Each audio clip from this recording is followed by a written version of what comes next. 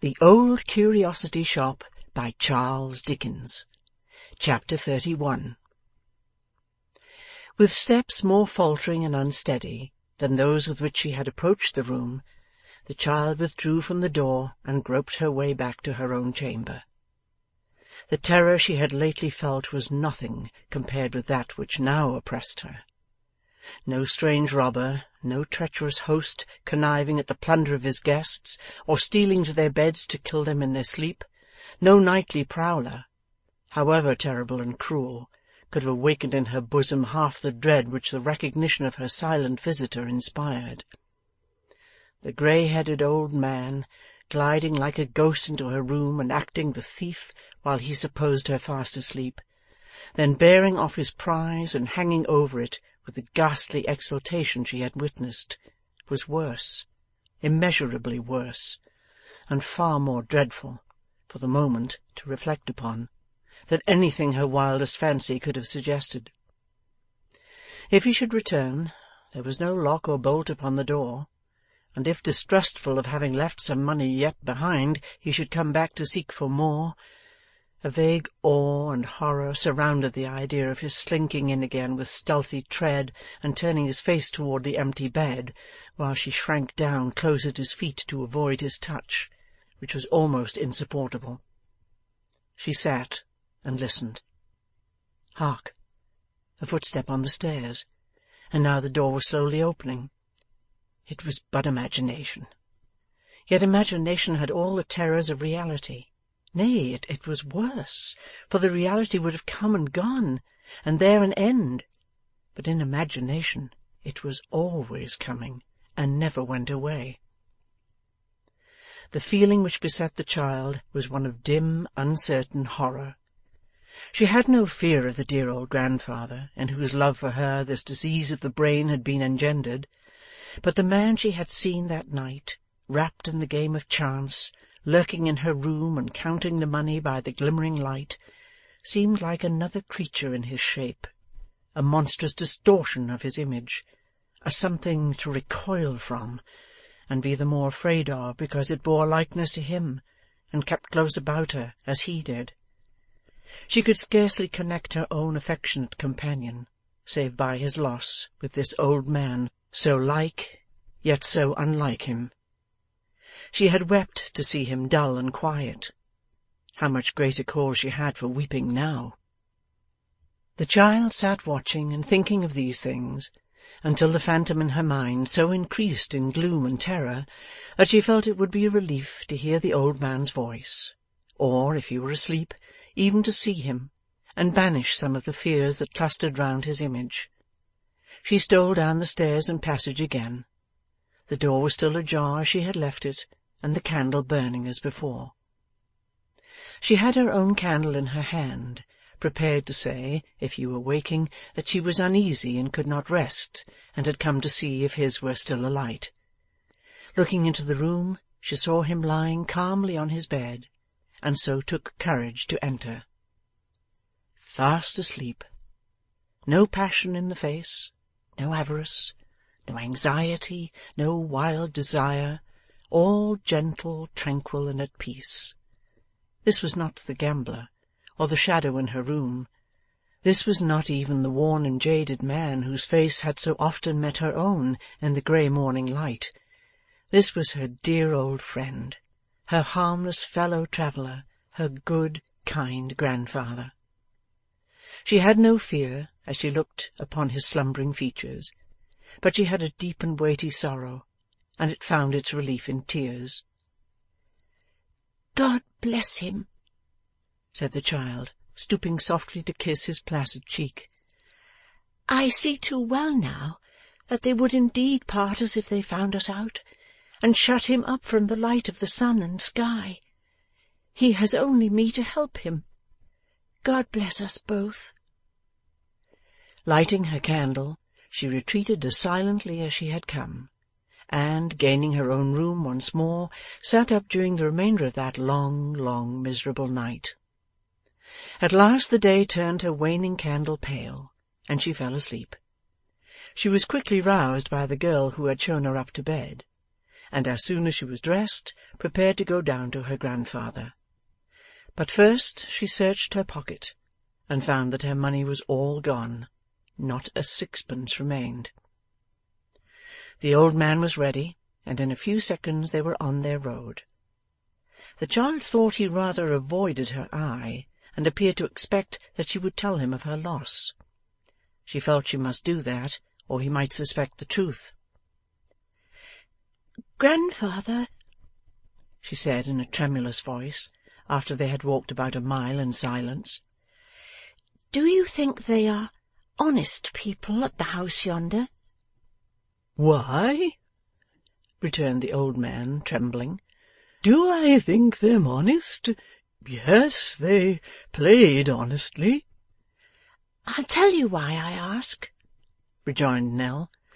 "I lost some money last night, out of my bedroom, I am sure, unless it was taken by somebody in jest, only in jest, dear grandfather, which would make me laugh heartily if I could but know it." "Who would take money in jest?" returned the old man in a hurried manner. "Those who take money take it to keep. Don't talk of jest." "Then it was stolen out of my room, dear," said the child, whose last hope was destroyed by the manner of his reply. "But is there no more, Nell?" said the old man. "No more anywhere? Was it all taken, every farthing of it? Was there nothing left?" "Nothing," replied the child. "We must get more," said the old man. "We must earn it. Nell, hoard it up, scrape it together, come by it somehow. Never mind this loss. Tell nobody of it, and perhaps we may regain it. Don't ask how. We may regain it, and a great deal more, but tell nobody, or trouble may come of it. And so they took it out of thy room when thou wert asleep," he added in a compassionate tone, very different from the secret, cunning way in which he had spoken until now. "Poor Nell! Poor little Nell!" The child hung down her head and wept. The sympathizing tone in which he spoke was quite sincere, she was sure of that. It was not the lightest part of her sorrow to know that this was done for her. "Not a word about it to any one but me," said the old man. "No, not even to me," he added hastily, "for it can do no good. All the losses that ever were are not worth tears from thy eyes, darling. Why should they be, when we will win them back?" "Let them go," said the child, looking up.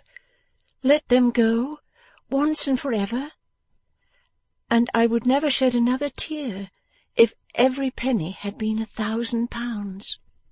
"Well, well," returned the old man, checking himself as some impetuous answer rose to his lips. "She knows no better. I ought to be thankful of it." "But listen to me," said the child earnestly. "Will you listen to me?" "Aye, I'll listen," returned the old man, still without looking at her. "A pretty voice. It has always a sweet sound to me.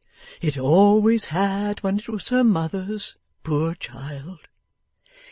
"Let me persuade you, then. Oh, do let me persuade you," said the child, "to think no more of gains or losses, and to try no fortune but the fortune we pursue together." "We pursue this aim together," retorted her grandfather, still looking away and seeming to confer with himself. "Whose image sanctifies the game?" "Have we been worse off?" resumed the child. "Since you forgot these cares, and we have been travelling on together, have we not been much better and happier without a home to shelter us than ever we were in that unhappy house, when they were on your mind?" "She speaks the truth," murmured the old man in the same tone as before. "It must not turn me, but it is the truth. No doubt it is." Only remember what we have been since that bright morning when we turned our backs upon it for the last time," said Nell. "Only remember what we have been since we have been free of all those miseries, what peaceful days and quiet nights we have had, what pleasant times we have known, what happiness we have enjoyed. If we have been tired or hungry, we have been soon refreshed, and slept the sounder for it. Think what beautiful things we have seen, and how contented we have felt. And why was this blessed change?" He stopped her with a motion of his hand, and bade her talk to him no more just then, for he was busy. After a time he kissed her cheek, still motioning her to silence, and walked on, looking far before him, and sometimes stopping and gazing with a puckered brow upon the ground, as if he were painfully trying to collect his disordered thoughts. Once she saw tears in his eyes. When he had gone on thus for some time, he took her hand in his, as he was accustomed to do, with nothing of the violence or animation of his late manner, and so, by degrees so fine that the child could not trace them, he settled down into his usual quiet way, and suffered her to lead him where she would. When they presented themselves in the midst of the stupendous collection, they found, as Nell had anticipated, that Mrs. Jarley was not yet out of bed, and that, although she had suffered some uneasiness on their account overnight, and had indeed sat up for them until past 11 o'clock, she had retired in the persuasion that, being overtaken by storm at some distance from home, they had sought the nearest shelter, and would not return before morning. Nell immediately applied herself with great assiduity to the decoration and preparation of the room, and had the satisfaction of completing her task and dressing herself neatly before the beloved of the royal family came down to breakfast. "We haven't had," said Mrs. Jarley when the meal was over, "more than 8 of Miss Monflathers's young ladies all the time we've been here, and there's 26 of 'em, as I was told by the cook when I asked her a question or two and put her on the free list. We must try 'em with a parcel of new bills, and you shall take it, my dear, and see what effect that has upon 'em." The proposed expedition being one of paramount importance, Mrs. Jarley adjusted Nell's bonnet with her own hands, and declaring that she certainly did look very pretty, and reflected credit on the establishment, dismissed her with many commendations and certain needful directions as to the turnings on the right which she was to take, and the turnings on the left which she was to avoid. Thus instructed, Nell had no difficulty in finding out Miss Monflathers's boarding and day establishment, which was a large house with a high wall, and a large garden gate with a large brass plate, and a small grating through which Miss Monflathers's parlour-maid inspected all visitors before admitting them. For nothing in the shape of a man, no, not even a milkman, was suffered without special licence to pass that gate. Even the tax-gatherer, who was stout and wore spectacles and a broad-brimmed hat, had the taxes handed through the grating. More obdurate than gate of adamant or brass, this gate of Miss Monflathers's frowned on all mankind. The very butcher respected it as a gate of mystery, and left off whistling when he rang the bell. As Nell approached the awful door, it turned slowly upon its hinges with a creaking noise, and, forth from the solemn grove beyond, came a long file of young ladies, 2 and 2, all with open books in their hands, and some with parasols likewise. And last of the goodly procession came Miss Monflathers, bearing herself a parasol of lilac silk, and supported by 2 smiling teachers, each mortally envious of the other, and devoted unto Miss Monflathers. Confused by the looks and whispers of the girls, Nell stood with downcast eyes, and suffered the procession to pass on, until Miss Monflathers, bringing up the rear, approached her, when she curtsied and presented her little packet, on receipt whereof Miss Monflathers commanded that the line should halt. "You're the waxwork child, are you not?" said Miss Monflathers. "Yes, ma'am," replied Nell, colouring deeply, for the young ladies had collected about her, and she was the centre on which all eyes were fixed. "And don't you think you must be a very wicked little child?"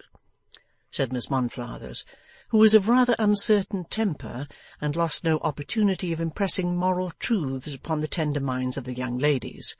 "To be a waxwork child at all?"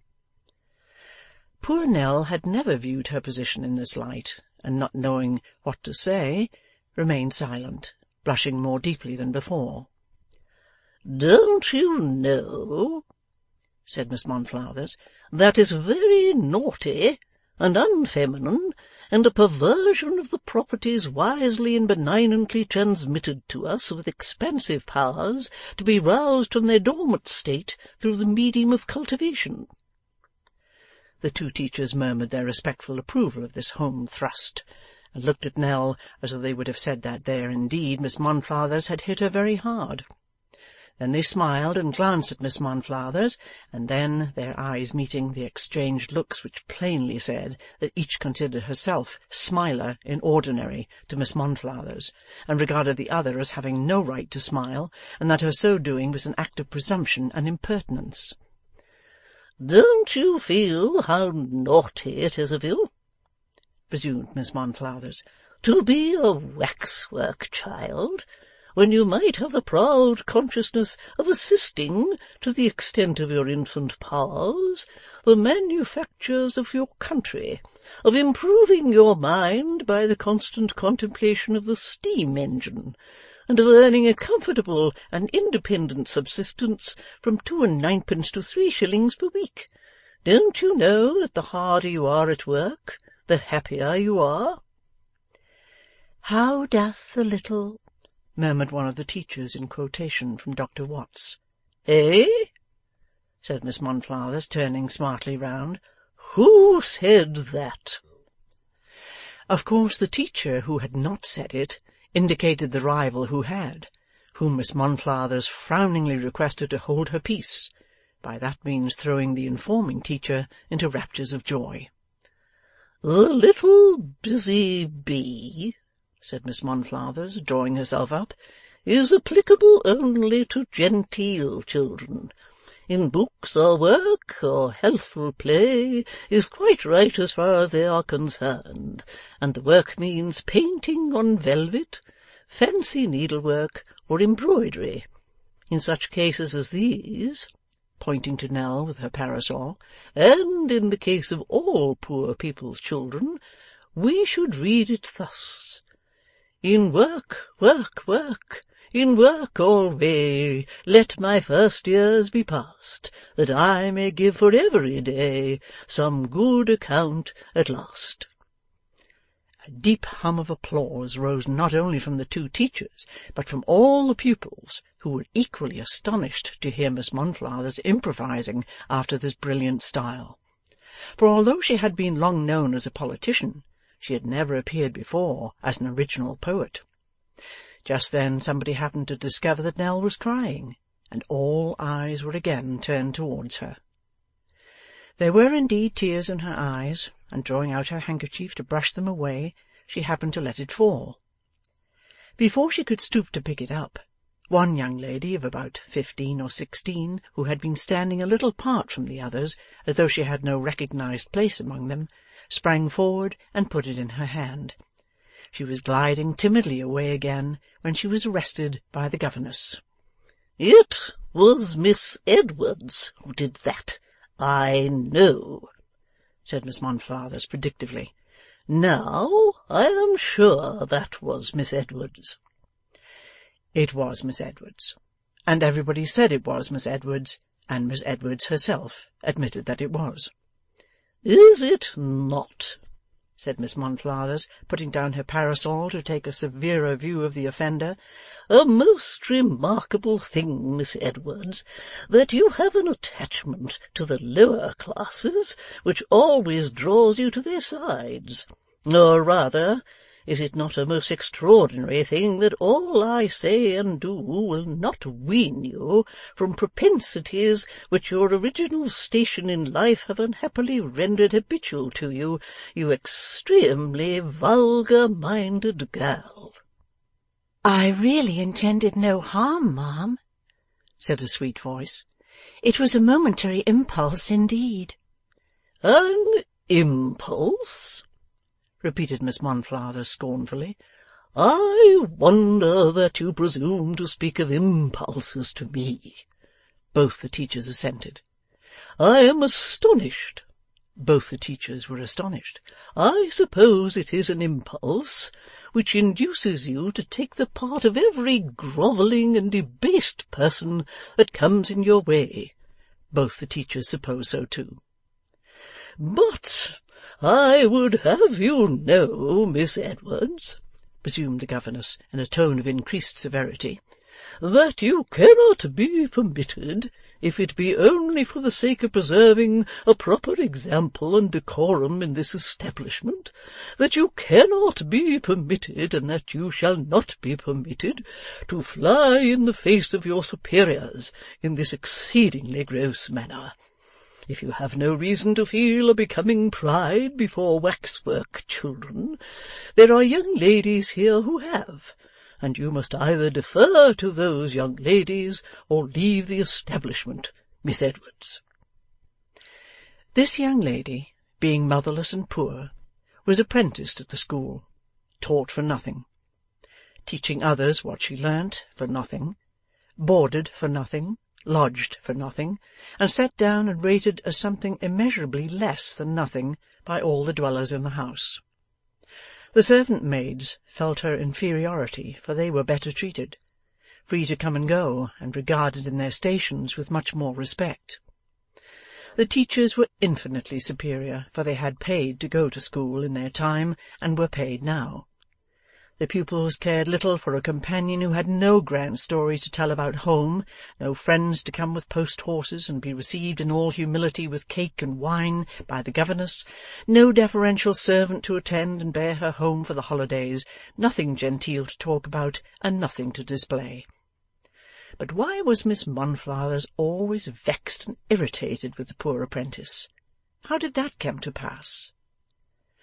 Why, the gayest feather in Miss Monflathers's cap, and the brightest glory of Miss Monflathers's school, was a baronet's daughter, the real live daughter of a real live baronet, who, by some extraordinary reversal of the laws of nature, was not only plain in features, but dull in intellect, while the poor apprentice had both a ready wit and a handsome face and figure. It seems incredible. Here was Miss Edwards, who only paid a small premium, which had been spent long ago, every day outshining and excelling the baronet's daughter, who learnt all the extras, or was taught them all, and whose half-yearly bill came to double that of any other young ladies in the school, making no account of the honour and reputation of her pupilage. Therefore, and because she was a dependent, Miss Monflathers had a great dislike to Miss Edwards, and was spiteful to her, and aggravated by her, and, when she had compassion on little Nell, verbally fell upon and maltreated her, as we have already seen. 'You will not take the air to-day, Miss Edwards,' said Miss Monflathers. 'Have the goodness to retire to your own room, and not to leave it without permission.' The poor girl was moving hastily away, when she was suddenly, in nautical phrase, brought to by a subdued shriek from Miss Monflathers. 'She passed me without any salute,' cried the governess, raising her eyes to the sky. 'She has actually passed me without the slightest acknowledgment of my presence.' The young lady turned and curtsied. Nell could see that she raised her dark eyes to the face of her superior, and that their expression and that of her whole attitude for the instant was one of mute but most touching appeal against this ungenerous usage. Miss Monflathers only tossed her head in reply, and the great gate closed upon a bursting heart. As for you, you wicked child,' said Miss Monflathers, turning to Nell, 'tell your mistress that if she presumes to take the liberty of sending to me any more, I will write to the legislative authorities and have her put in the stocks, or compelled to do penance in a white sheet, and you may depend upon it that you shall certainly experience the treadmill if you dare to come here again. Now, ladies, on!' The procession filed off, 2 and 2, with the books and parasols, and Miss Monflathers, calling the baronet's daughter to walk with her and smooth her ruffled feelings, discarded the 2 teachers, who by this time had exchanged their smiles for looks of sympathy, and left them to bring up the rear and hate each other a little more for being obliged to walk together. Chapter 31